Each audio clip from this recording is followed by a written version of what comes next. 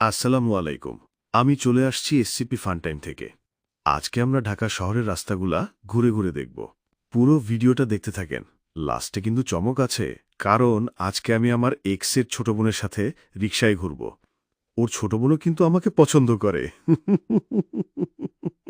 ওই যে, ওই ভাই, আমার পিছনে ২টা রিকশাও দৌড়াইতাছে, আর আমি চিন্তায় আছি, এদের লাইগা তো ব্লকের মধ্যে ট্রাফিক জ্যাম হয়ে যাবে। তখন কিন্তু আমার কিছু কইতে পারবেন না, না আমি কিন্তু ট্রাফিক জ্যাম লাগাই না। ওই ব্যাগের মধ্যে কি আছে? ব্যাগের মধ্যে কিছু নাই, শুধু স্বপ্ন আছে। ব্লগের মাধ্যমে ভাইরাল হইবার স্বপ্ন। এই যে বন্ধুরা চলে এসেছে, আমি আমার এক্সের ছোট বোনের সঙ্গে ওর সাথে গল্প করব, মজা করব, একটু লুতুপুতু প্রেম করব, আর একটু করব, বুঝেন না মিয়া?